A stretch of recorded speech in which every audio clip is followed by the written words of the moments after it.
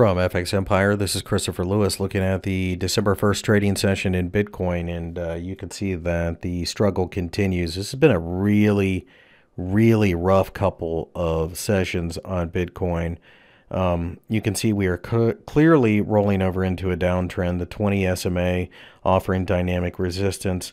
We are struggling at about 9,800. We're testing 96 right now, and 9,000 has offered support, as you would expect. It's a large round number.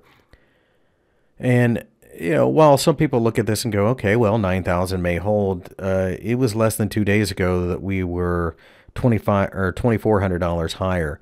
This is a significant sell-off. And another thing that I think is not being reported is that as we form this shooting star on the hourly chart, another bearish sign, is that a lot of money entered the market over the weekend after the Thanksgiving holiday. 300,000 Coinbase accounts were opened.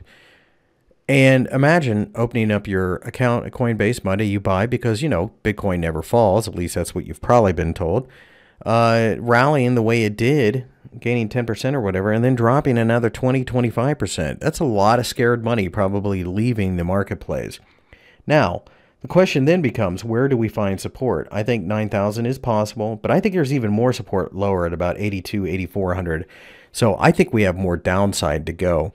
With the futures market coming out in a couple weeks, it will be a two-way bet in this market. It's going to be much easier to short it then. So this could be a rough period for Bitcoin.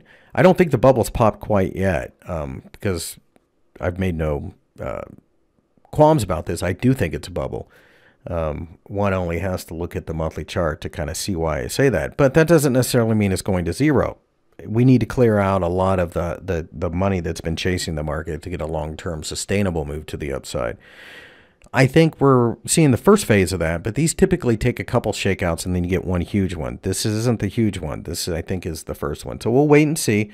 I think 84 could be a buying opportunity for traders, maybe not investors. We'll have to see how that plays out. A break above 10,000 would be very bullish, but really it's not until we get above 10,600 that you get a technical buy signal.